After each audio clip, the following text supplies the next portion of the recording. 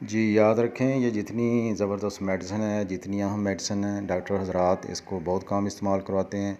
ابھی آپ سنیں گے تو آپ کو سمجھ آئے گی۔ دیکھو، اگر کسی کو بار بار پھوڑے نکلتے ہوں اور ٹھیک نہ ہو رہے ہوں تو پھوڑوں کی پیدائش روکنے کے لیے حفظ ما تقدم کے طور پر 1M دے سکتے ہیں۔ اگر کسی کو بار بار نکل رہے ہوں تو 1M کی ایک خوراک دیں، انشاءاللہ یہ مسئلہ حل ہو جائے گا۔ ایسا زہر باد جس سے بدبودار مادہ نکلے، اس کے لیے اکسیر ہے، 1M کی ایک خوراک دے دیں۔ یاد رکھیں، کسی بھی جانور کی اگر تلی خراب ہو جائے اور اس تلی کے خراب ہونے کی وجہ سے جو بھی مسائل بنتے ہوں، اس کی 1M کی ایک خوراک دے دیں، انشاءاللہ مسئلہ کلیئر ہو جائے گا۔ کسی بھی زہریلے مادے سے اگر بخار ہو جائے، چاہے وہ انسان ہو یا جانور ہو، تو یہ اس کے لیے بڑی زبردست میڈیسن ہے، 1M کی ایک خوراک دے دیں۔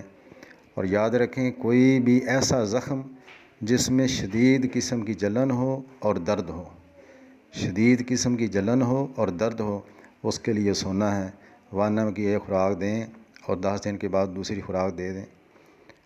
اور کالے اور نیلے چھالے یہ کسی وجہ سے بھی پیدا ہوئے ہوں، کوئی زہریلی چیز کھانے سے اور کوئی حشرات کیڑے مکوڑے کے کاٹنے سے، تو عام طور پر کالے اور نیلے چھالے بن جاتے ہیں۔ اس کے لیے سونا ہے، 1M کی ایک خوراک دیں اور انتظار کریں ہفتہ، اور اگر ٹھیک ہو جائیں ٹھیک ہے، نہیں تو 1M کی ایک خوراک اور دے دیں۔ اور یاد رکھیں، ایسا گنگرین جس سے گندی رطوبت خارج ہو رہی ہو، اس کے لیے بھی سونا ہے، 1M کی ایک خوراک دے دیں۔ اور آخری بات یاد رکھیں، اگر کوئی بھی ایسا زخم چاہے کینسر کا ہو یا ویسے ہی، اگر خون کا رنگ سیاہ لوک کی طرح ہو، گاڑھا ہو، اور نکلتے ہی جسم کے اوپر وہ خون جم جائے، سڑ جائے، تو یہ اس میڈیسن کی پکی نشانی ہے۔ 1M کی ایک خوراک دیں اور انتظار کریں، ہفتہ 10 دن کے بعد اگر ضرورت پڑے تو دوبارہ دے دیں۔